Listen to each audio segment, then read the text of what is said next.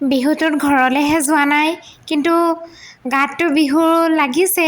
সেয়েহে য'তেই নাথাকোঁ কিয়, ঘৰতে থাকোঁ বা ঘৰৰ পৰা আঁতৰিয়ে থাকোঁ কিয়, বিহু যেতিয়া আহিছে বিহুটো গাত লাগিবই। সেয়েহে ক'ত কেনেদৰে ধুবুৰীটো প্ৰস্তুতি চলিছে তাকে খবৰ লৈ পিনি বাইদেউৰ পৰা গম পালোঁ আৰু আজি বিহু চাব গ'লোঁ।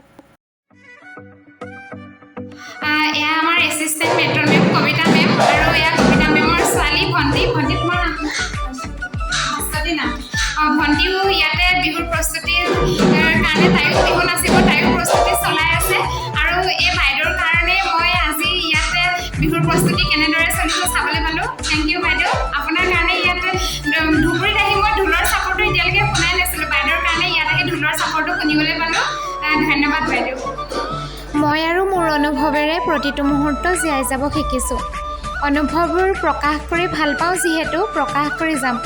সকলোৱে মৰম দিব, কিয়নো মোৰ হৃদয়খনো মৰম আকলোৱা। আশা কৰোঁ আপোনালোক সকলোৱে মোৰ এই ব্লগটো চাই ভাল পালে, আৰু যিসকলে মোৰ চেনেলটোলৈ নতুনকৈ আহিছে তেওঁলোক সকলোৱে যাতে মোৰ চেনেলটো ছাবস্ক্ৰাইব কৰি দিয়ে, তাৰে আশা ৰাখি পুনৰবাৰ ৰঙালী বিহুৰ আন্তৰিক শুভকামনা জনাই আজিৰ এই ব্লগটো ইমানতে সামৰণি মাৰিছোঁ। ধন্যবাদ।